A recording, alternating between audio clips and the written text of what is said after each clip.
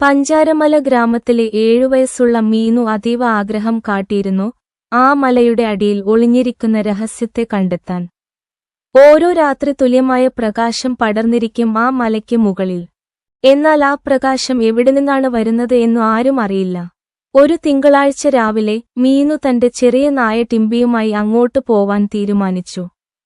ബാഗിൽ ഒരു ടോർച്ച്, ഒരു ജ്യൂസ് ബോട്ടിൽ, അമ്മയുടെ തയ്യാറാക്കിയ ചോറുപൊതി എല്ലാം കയറ്റി.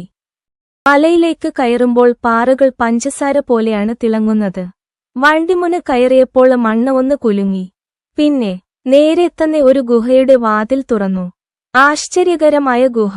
മീനു അകത്തേക്ക് പോയപ്പോൾ ഗുഹയുടെ മതിലുകൾ മുഴുവന് പലതരത്തിലുള്ള മിഠായികളാൽ പണിതതായിരുന്നു. ജിലേബി തൂണുകൾ, ലഡു കല്ലുകൾ, ചോക്ലേറ്റ് തറ. വാഹ്! മീനു കരഞ്ഞുപോയി. എന്നാൽ അതേസമയം ഒരു ശബ്ദം കേട്ടു. വേളിയായി ചിരിക്കണേൽ മാത്രമേ നീ മുന്നോട്ടു പോകാനാകൂ. മീനുവും ടിംബിയും ഒന്നിച്ച് വലിയ ചിരി ചിരിച്ചു. അതിന് മുന്നിലായി പൊൻകുടയിലിരിക്കുന്ന ഒരു വലിയ പഞ്ചസാര പൂച്ച പ്രത്യക്ഷപ്പെട്ടു.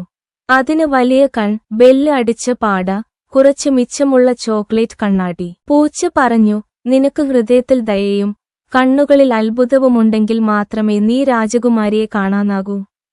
അകത്തെ യാത്ര. അവൾ പൂച്ചയെ പിന്തുടർന്നു. വഴിയില് വന്നത് ചിരിച്ച മരങ്ങൾ, പാടുന്ന കുരുവികൾ, ഉരുണ്ടു നീങ്ങുന്ന കുക്ക് ടോയ്സ്. പിന്നെ അവളെ എത്തിച്ചു ഒരു വലിയ കവിളിനുള്ളിൽ വീണിരിക്കുന്ന പോലുള്ള മിഠായി മണിച്ചിത്രത്തേക്ക്.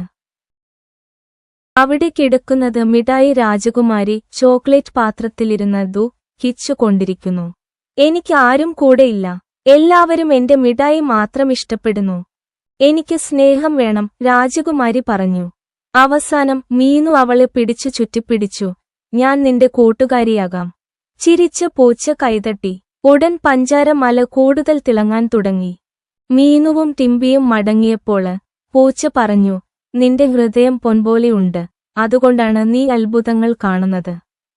മറുനാൾ രാവിലെ ഗ്രാമത്തിൽ എല്ലാവരും കണ്ടു പഞ്ചാരമലയുടെ മുകളിൽ പുതിയൊരു നക്ഷത്രം തിളങ്ങുന്നു. അതെ, അത് മീനുവിന്റെ സ്നേഹത്തിന്റെ പ്രകാശമായിരുന്നു.